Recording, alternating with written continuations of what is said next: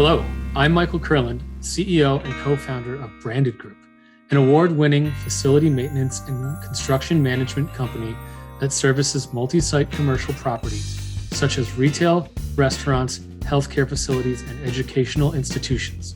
Welcome to the Be Better podcast. Each week, I interview thought leaders from a variety of industries who will share their stories and the lessons they learn as they strive to be better for their clients, partners, employees, and their community. Are you ready to be better? Hello, everybody. Welcome to another episode of the Be Better podcast. I'm your host, Michael Kurland. I'm super excited today. We have Tracy Brower, PhD sociologist on the show.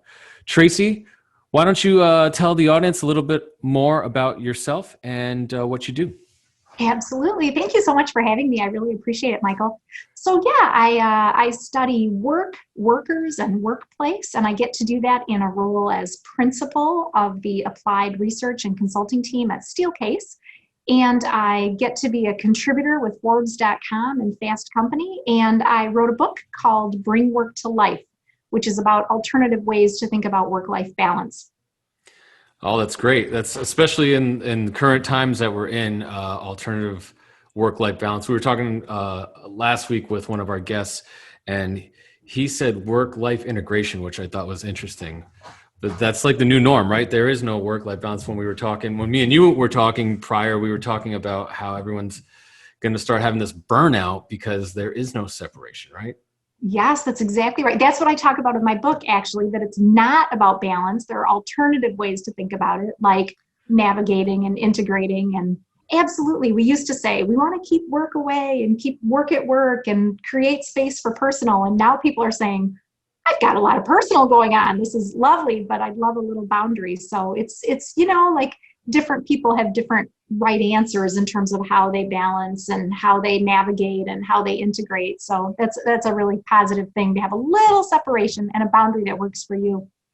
I can totally relate to that. We were talking before we got on air here, and I was telling you how, your Forbes article about sharing a small space while you work from home was pretty much the hidden camera look into my life with my 750 square foot apartment and my fiance and my 17-pound dog. So I can totally relate to wanting to get a little separation from my life and maybe a little bit more work, Exactly. Yeah, it's a huge challenge. Like we crave it and we love our people, but our circles have gotten really small. And so we appreciate and love those circles, but we also want to stay connected to those broader networks. And that's why work is so important. It gives us that outlet. It gives us those additional people that we're connecting with as well.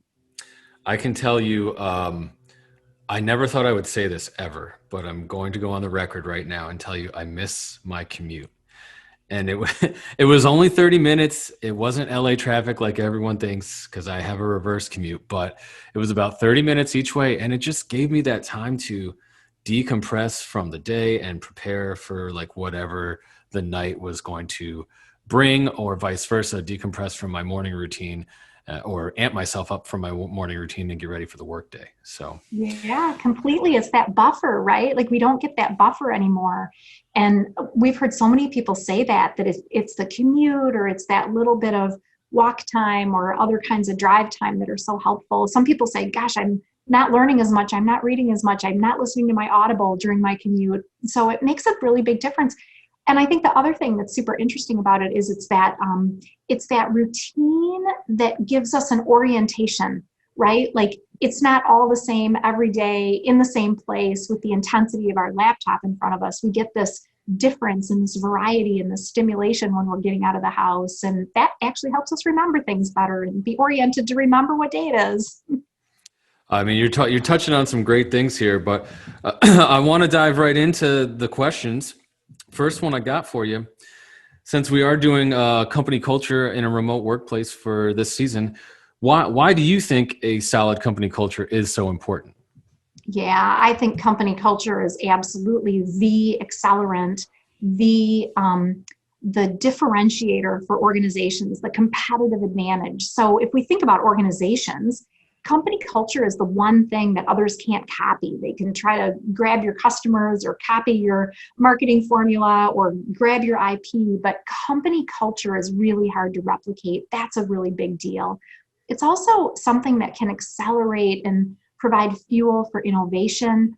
Company culture really creates the opportunity for a lot of collaboration. Better company cultures tend to support better attraction and retention and engagement and development. So company culture is so important for companies. It's also super important for people, right? Like the right answer is that match between me and my company culture. And when we have that great match, when you can find that match, it's so much better in terms of quality of life and feeling like you can contribute and bring your whole self to work. And you get that kind of energy factor that comes from working in a great culture. So lots of reasons that culture is important. Yeah, you touched on a few very important ones to Branded Group, and I'm probably going to sound like a broken record to the audience out there, but retention rate is, so important. And that's when we set out to put our culture on the map and make it one of our, focal points of the company. It was with the retention rate in mind. And it was, not just because we had been employees at companies where the retention rate wasn't great and we weren't feeling as connected to the company as we would have liked. But it was also, for a selfish motivation was our customers really get a lot out of having the same employee to deal with on their teams. And so when they can, talk to Lisa every day, and Lisa gets to know Billy as our client, and then they can just, form this relationship, right? Because that's what it is. And it's not this turnover or we shuffling teams around because of things. So I really appreciate you bringing up the retention rate. And then the other thing is that you said is, it's like no culture is the same. So what that made me think of is you could hire me, I could hire you to come work for me at Branded Group.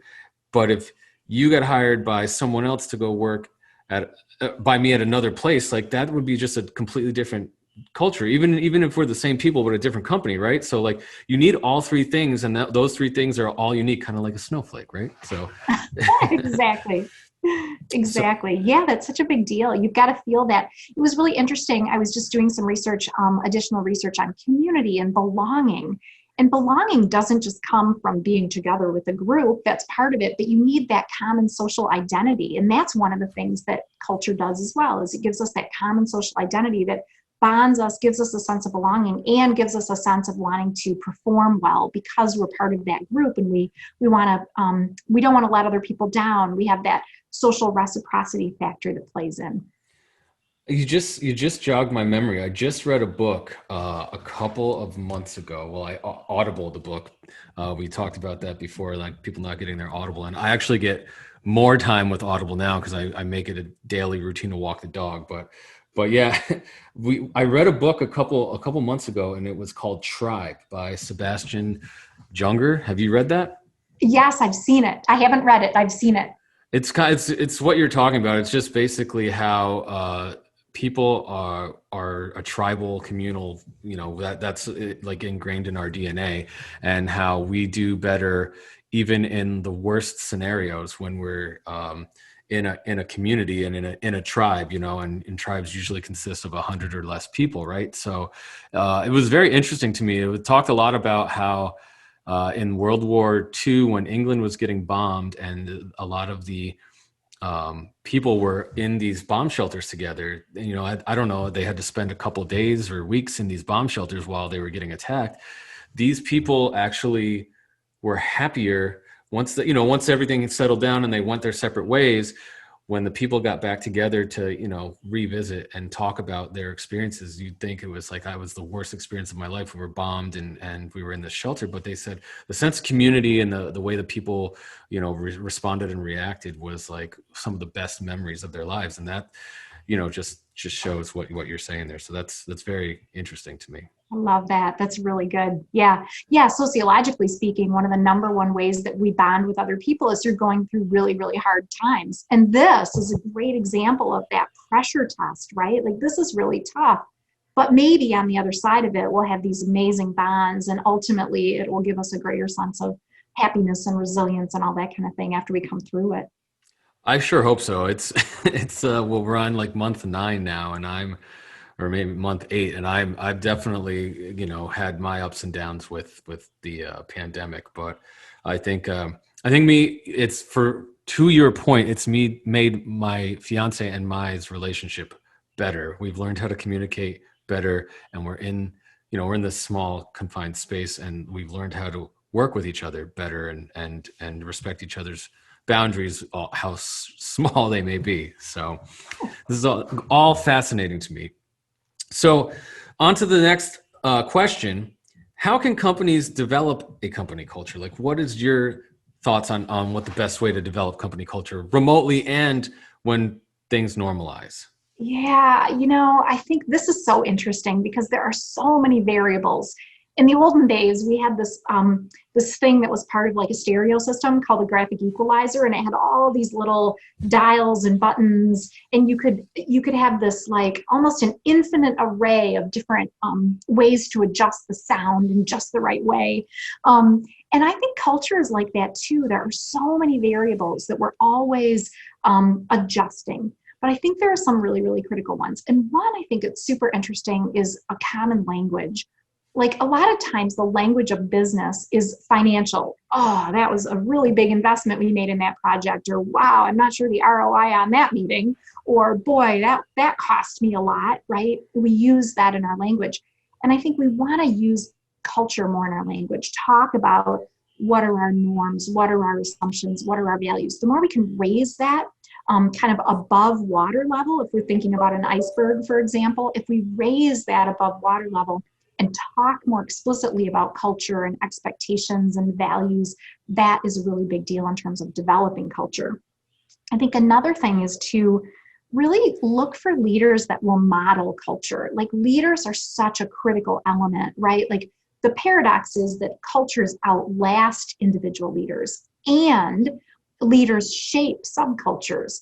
And both of those things are true. So we want to make sure that we're selecting, promoting, recognizing leaders who are modeling the behaviors that matter most in a culture. And I think another thing is we develop culture through our measurement systems and our reward systems. Like what are the behaviors that we foster? What are the behaviors that we encourage, that we discourage? Because you're not managing a culture as a monolith, you're managing behavior, and behavior over time is culture.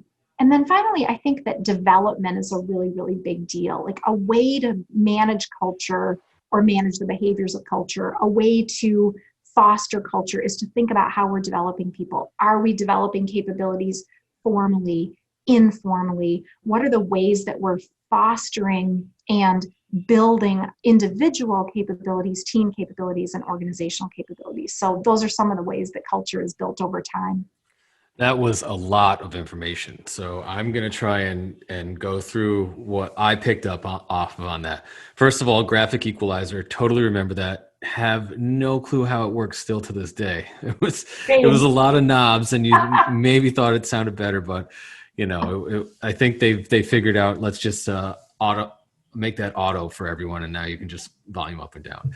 But that was great. But I think you said the leadership has to make culture as important as monetary, right? And like, I would say the 4 main points are: number 1, have a common language; number 2, have leaders who model the right behavior; number 3, have the right measurements and reward systems; and number 4, really focus on development and be intentional about the way we develop people. Yeah. So from my point of view, we at our place at Branded Group, I'm the guy who develops the culture, and my counterpart is just the operations guy, and he's like head down, drill sergeant, like this is how you do your job, XYZ. I don't care how you feel, get it done, right? And I'm the guy that when they want to talk to someone and talk about their feelings, they come talk to me. When I'm the good cop, he's the bad cop, right? But I have to model my leadership skills after the behaviors that I also want them to exude, right? So I can totally relate to that. And the last thing you were saying was trying to develop it, right? because we spend all this time when we open a company and we know what our job is, and this is how you do your job, A, B, and C. But no one's ever like, sometimes you're going to feel like this, and sometimes you're going to feel like this, and here's how you should react when you feel like this to doing this part of the job. And I think that's the part where we really, as leaders, do need to do a better job. And I think the next generations are starting to pick up on that. Myself, I think I am, which is just in part on our up and coming leaders. Like, here's how you develop your emotional intelligence, not just clicking the buttons on the computer and hitting send and you just made some money. Great, good job. So I totally can get behind everything you're saying, and it's fascinating to me. So in your experience, what do you see from COVID-19 and its impact on culture currently? Yeah, I think that just one thing, looping back to what you were saying, that makes me Sure. think of is, you think about employee skills as like a bicycle. I love this analogy where back wheel is like task, like the mechanics of doing your job. Like, you need the technical skills to do your job, whatever your job is. Front tire of the bicycle is sort of like the EQ, the relationship skills, the navigation skills, and you've got to have both, and neither is more important. You've got to have both of those. So I love what you're saying about how you develop those. I think in terms of the changes based on COVID, one of the things that we've seen through research is that company cultures have become increasingly more formal.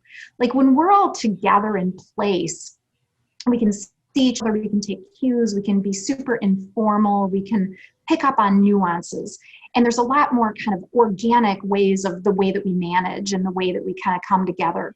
But a lot of cultures have become much more formalized. Like, if everybody's home, we don't have those nuances and those cues that we can pick up on. And now we need more policies, more practices, more formalized communication.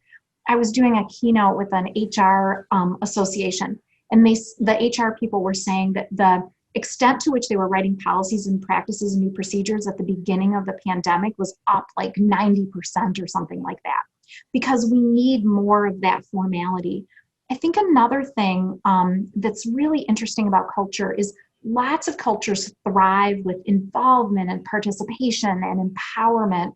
And a lot of what's happening is we've got this kind of top-down, right? Like, there are mandates federally, there's mandates based on science, there are mandates based on your state, and that's all super appropriate. And company leaders are increasingly mandating as well, right? Like, do we come back? How do we come back? When is it safe to come back? How are you doing your work? How are you managing yourself when you're home alone, managing your work? And I think that companies have this really critical opportunity to make sure that they're still valuing and empowering and giving people opportunities for participation.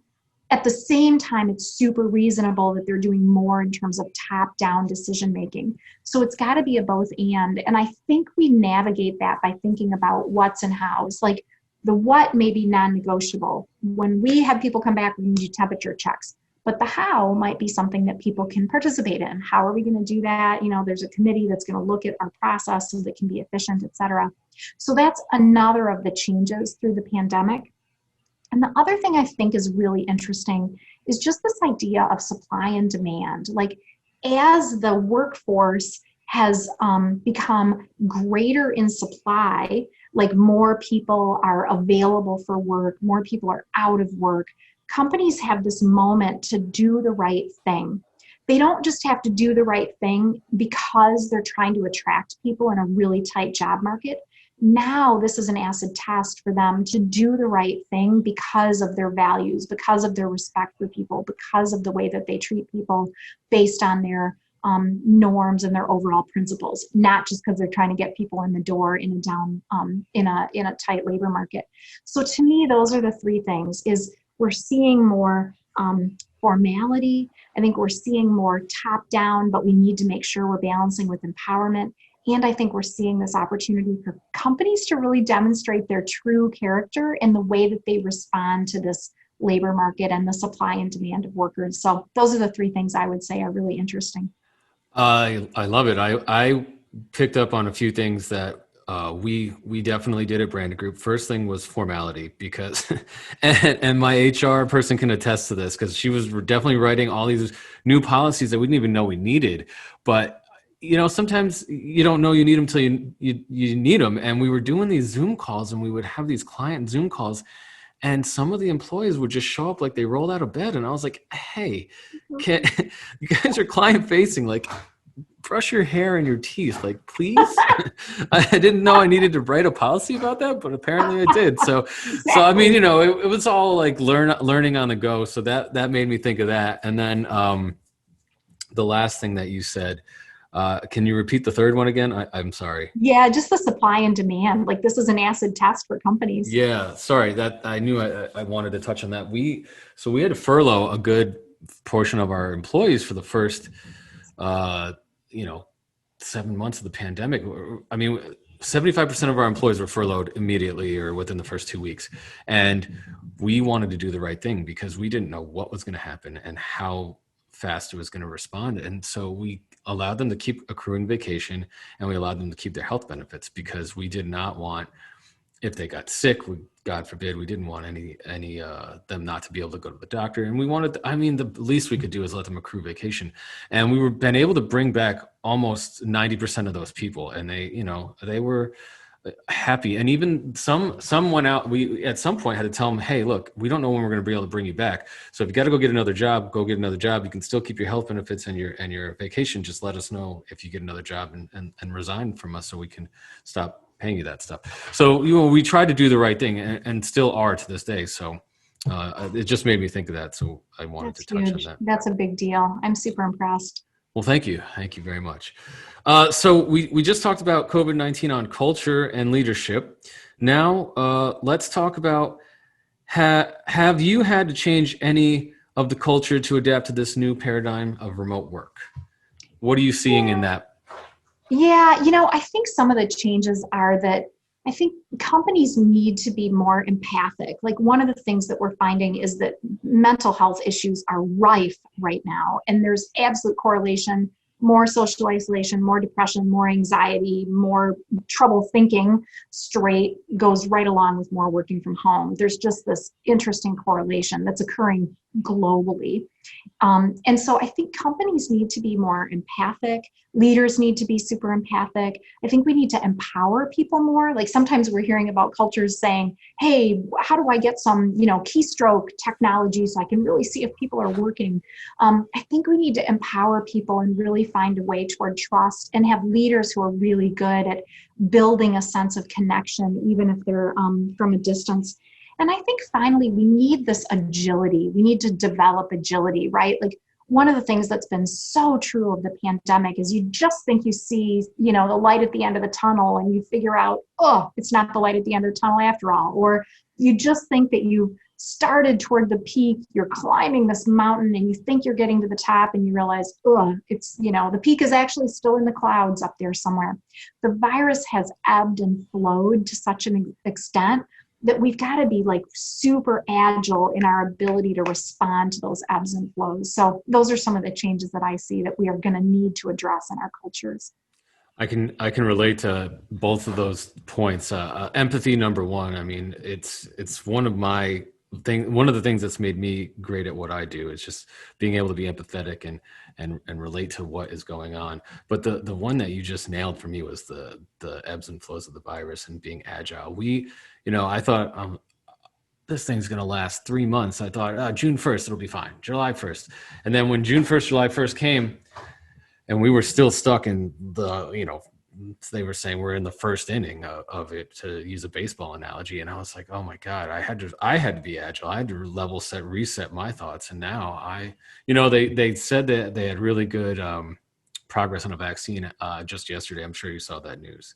And, in the beginning, I would have been like, yay. And right now I'm just staying level, like, until the doctor calls me and says you can get the vaccine and come to the office. That's when I'll believe we're starting to come down that mountain, but we still got a long way to go. So yeah, totally. I just wrote an article. It's going to publish either this week or next week about, you made a baseball analogy. I actually wrote about a marathon. Like, we thought it was a sprint. It turned out to be a marathon. and actually might be a couple of marathons. Yeah. So like, how do we buckle down? How do we get ready for this? You know, even though we've got wonderful hope for a vaccine, right? The process of disseminating it and making it available still has us in the state for a while. So it's buckling down for a longer inning or a longer marathon, however you want to look at it. Yeah, and you know, you were bringing up all the points before about the work from home and the trouble thinking and depression. Like I've said it before, it sounds to me like just another form of PTSD, right? They're just, once this is over, there's going to be like COVID PTSD and a whole nother group of issues that a lot of people are dealing with. And I have a lot of millennials that work for me that are single and live by themselves. And those are the ones I'm the most worried about, because they're at home, they're working all day, and there's no one policing them in terms of, not that, I don't know if that's the right terminology, but you know, there's no one saying, okay, maybe you shouldn't drink that whole bottle of wine on Tuesday night by yourself, right? Like, or maybe you, whatever it is that you're doing to like escape. So I don't know. I'm worried. That's one thing that does worry me long term about this, as much as the actual virus health concerns. So, such a good point. Yeah. So I gotta ask the same question I end the show with. I wanna see, what do you consider yourself to be an expert at, and what advice do you have for our audience to become an expert at said thing? What a great question. It's a lot of fun. It really, really, really made me think. And that's the nature of a great question, makes you think. You know, I think I'm really, really good at being curious. And I think that's a really important skill, to stay really curious. I read and I'm interested in research, and I'm always like wondering and wanting to learn, particularly from people who know lots more than I do. So I think it's pretty cool to be curious. And I guess my advice would be to ask lots of questions and really, really appreciate those areas that you don't have expertise in. Those are just really wonderful opportunities to stretch and to grow and to build your own new perspective. So that's what I would say. Great advice. Being curious, asking a lot of questions. You can't go wrong with that. So, Tracy, this has been a great interview. I've appreciated you coming on and sharing your expertise with us. If our audience wants to get a hold of you, how can they do so? Yeah, they can go to tracybrower.com or steelcase.com. Either of those are great places where you can look me up and learn more about Steelcase as well. So thank you for having me. I really appreciate it. Tracy, thank you for coming on. And to the audience, thank you for listening. Till next time.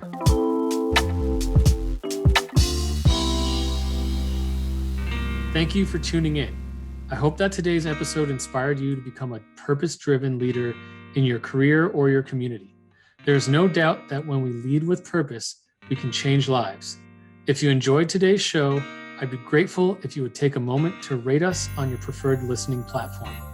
To learn more about Branded Group's Be Better experience and how we provide industry-leading, on-demand facility maintenance, construction management, and special project implementation, visit us at www.branded-group.com. Be sure to follow us on social media, and you can also reach out to me directly on LinkedIn. Until next time, be better.